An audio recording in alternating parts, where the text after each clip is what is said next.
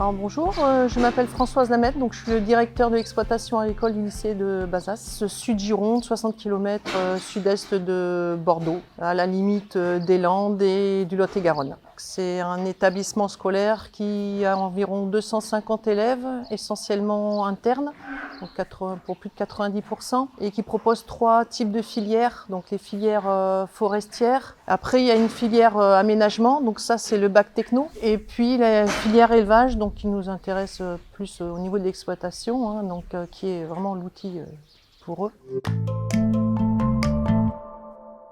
Alors l'exploitation, c'est comme tout outil, un lycée agricole, et ça appartient donc au conseil régional.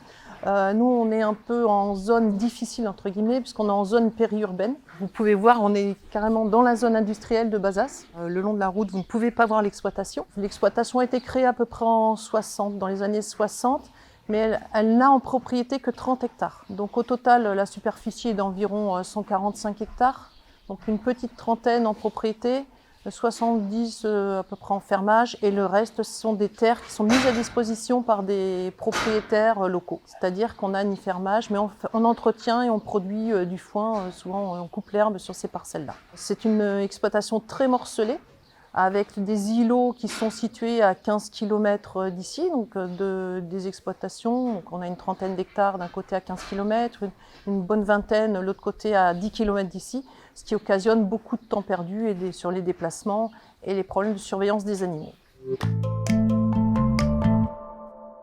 Le troupeau, il tourne autour de entre 65 et 67 mères adultes, et la suite, donc on est entre 175 et 180 animaux en permanence. Alors c'est une exploitation typique du basadé, c'est-à-dire polyculture élevage, qui est essentiellement basée sur la production d'herbes. Sur les 145 hectares, il n'y a qu'une vingtaine d'hectares qui sont consacrés pour l'instant au maïs, qui nous sert soit à faire de l'ensilage, qui sera distribué l'hiver, soit pour produire du grain qui est utilisé en concentré fermier aux animaux à l'engraissement ou aux jeunes qui sont en croissance. Tout le reste, c'est basé sur la valorisation de l'herbe sous toutes ses formes. Donc ça passe par le pâturage, la production de foin, d'enrubanné et d'ensilage, qui constituent l'essentiel de la ration des animaux. Les animaux, là, il y en a encore quelques-uns à l'intérieur, puisque la pousse est pas très très franche encore, hein. On a encore beaucoup de gelée en ce moment, donc on a peu de lot à l'extérieur. On a 3-4 lots pour l'instant simplement. Sinon, les animaux sont à l'extérieur pendant 8 mois de l'année. Ils ne rentrent que l'hiver. Comme ils rentrent, on choisit donc de faire des vélages sur cette période-là, c'est-à-dire démarrer fin août, pour pouvoir surveiller les naissances, mais également la croissance des animaux jeunes et le démarrage de la reproduction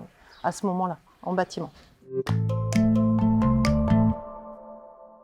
Le mode de repro, on utilise essentiellement, d'abord de l'insémination artificielle, et ensuite on a des taureaux donc, qui font le rattrapage, et également qui vont être accouplés avec des vaches qui ont une moindre valeur génétique. Le choix, c'est toujours d'essayer de privilégier la qualité, soit par le biais de l'insémination artificielle avec des taureaux qui ont été sélectionnés, mais aussi les taureaux, on essaie de les acheter, si possible, à la station d'évaluation sortie Casteljaloux, pour avoir une idée de ce qu'ils valent, pour avoir au moins une connaissance de leurs parents.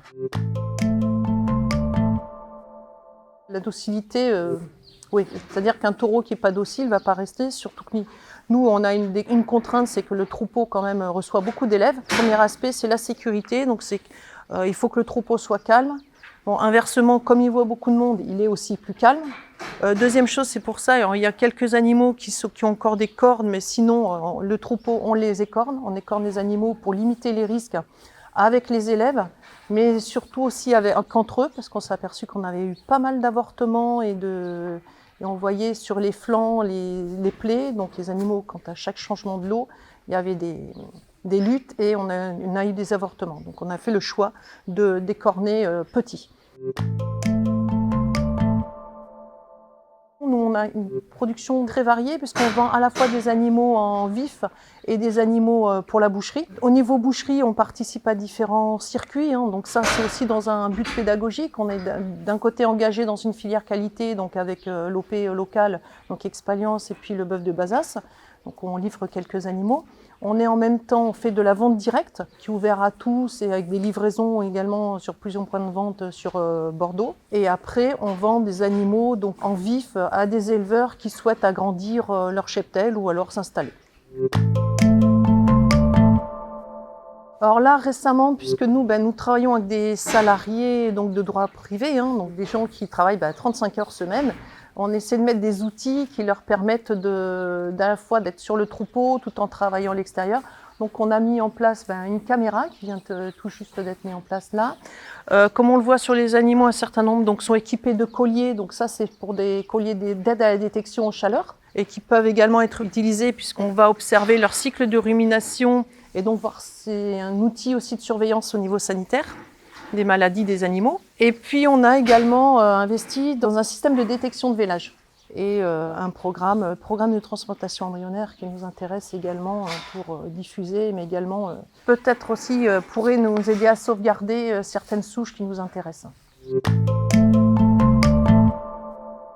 On a vraiment plusieurs utilisations. Toutes les filières viennent sur l'exploitation. Et bien entendu, ce sont les élèves élevage qui en profitent le plus. Par différents moyens, dans le cadre des cours, tout ce qui est travaux pratiques, donc que ce soit en agronomie, avec le suivi des parcelles, le suivi des cultures, en agroéquipement avec le travail sur le matériel, et puis bien sûr en zootechnie avec la participation aux travaux de l'exploitation et l'utilisation des animaux entre guillemets pour apprendre à travailler.